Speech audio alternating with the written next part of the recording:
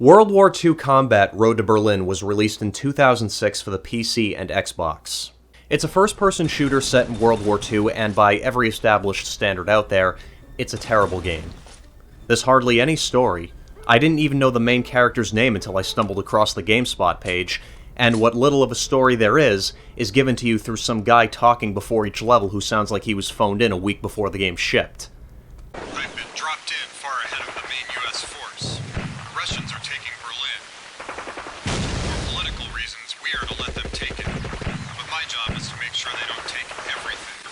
I can imagine one of the developers calling up some friend and being all like, "Oh, hey, we're shipping out a game next week and I really need your help, so I just texted you the script. Can you read it back to me over the phone while I record you? Thanks a bunch." The game was released in 2006, but looks like something that popped out of 1998. Here's a comparison with Half-Life. You tell me which looks better. And graphics options? Yeah, what options? Even for something as simple as changing the resolution beyond the bare-bones selection, you either have to use the console commands or edit the configuration file. The flip side, though, is that this change is permanent, so you won't have to do it every time you want to play.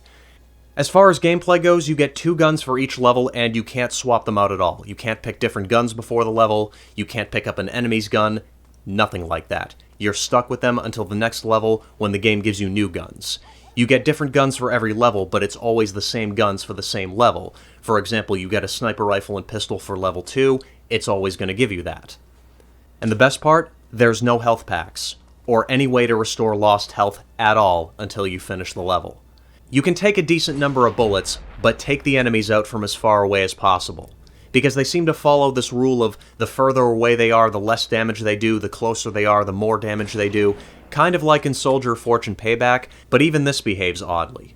There'll be times where an enemy will fire at you at point-blank range multiple times and not hit you at all, and other times they'll be far away and a random bullet will take out a huge chunk of your health, so your odds of survival are based on luck more than anything else. In fact, your best bet of surviving is to memorize where every enemy is, or have the fastest reflexes in the world, which will inevitably lead to a lot of infuriating trial and error.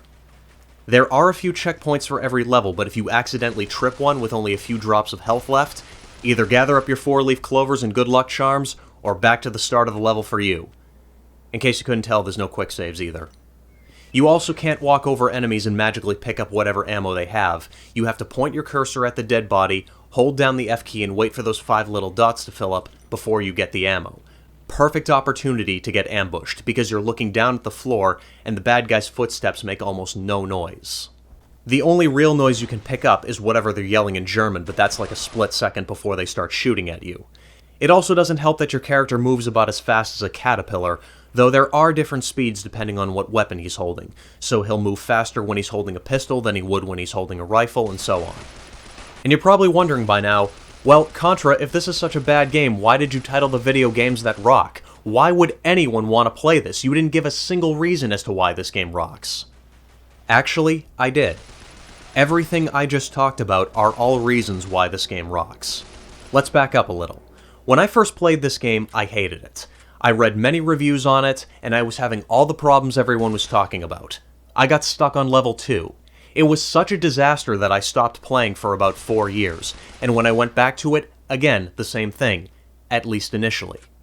I got stuck on the same part on level 2, but after about 20 minutes of trying to get by it and being so close to giving up forever, it was like a switch was thrown. And I got angry. Not break the disc in half angry, determined angry. I said to myself, you know what? No, this isn't going to be the end. This game is not going to have the last laugh. I'm going to beat this level. And I did. And I felt happy, accomplished, and a desire to keep playing. So I did. And then I beat the next level, and the level after that, and the level after that. And the more levels I beat, the more I wanted to keep on playing. Because the levels are just long enough to push you to the limit where you start to think, okay, I'm not really sure how much more of this I can withstand, yet just short enough so that when you beat it, you say, wait a minute, that's it? I think I can go one more round. And I ended up beating the game that same night. And when I saw the ending and realized I had beaten the game, let me tell you, the feeling of happiness, accomplishment, satisfaction, whatever you want to call it, it's indescribable. Those of you who have played really hard games in the past, like Demon Souls, Dark Souls, when you spent like 8 hours beating that one boss and you finally beat him, or those that had beaten Street Fighter 2010 or Ninja Gaiden on the NES back in the day, you guys know what I'm talking about. And that shouldn't be the case with this game. This should be one of the worst games ever made, but when all the bad designs in this game culminate together, every bad thing becomes something good, every weakness turns into a strength, and everything that normally would have made me want to quit playing instead made me want to keep playing. I've never seen anything like this in my 20 plus years of gaming. The only way I can describe this phenomenon, for lack of a better word, is in the words of Todd Howard. It just works. I don't know how or why, but it does. And that's it. I'm at a complete loss of words as to describe this game. So what's the final verdict? This game is totally worth checking out. That doesn't mean it's for everyone, though. Quite the opposite. This is the farthest thing from a casual game. The only people I would recommend this to are the masochistic gamers. Fans of the Souls games, Nintendo hard games, you know, those really hard games on the NES, the Super Nintendo, stuff like that. You guys will feel right at home here. Everyone else, play at your own risk. Now for those that are going to play this game, play it on the computer, not the Xbox.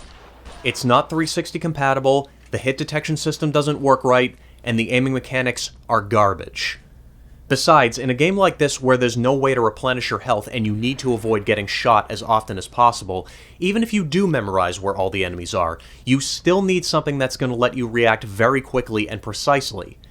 If this was the best case scenario, let's say the aiming mechanics were really good, well programmed, all that good stuff, it would still be considerably more difficult to survive as opposed to using a mouse. But this isn't the best case scenario. Not by a long shot, and as it currently stands, it's next to impossible to hit anything without being hit first, at least from my experience. You might have a different experience, but I would still recommend the computer version. It works as far as Windows 7, I don't know about 8 or 10 because I don't have a computer with that to test it out on, and as far as getting the game, copies of the computer version are pretty tough to come by, but they're not expensive when you find one. But who knows, it's an almost 12-year-old game, so you might even be able to find a download of it somewhere. So anyways, recapping what I said earlier, World War II Combat is a pretty good game if you enjoy really tough games. It was definitely one of the more interesting games I've played in my life. But for everyone else, as I said before, play at your own risk. But if you like this game, you might like its sequel, Iwo Jima. It's pretty much the same thing, just set in the Pacific.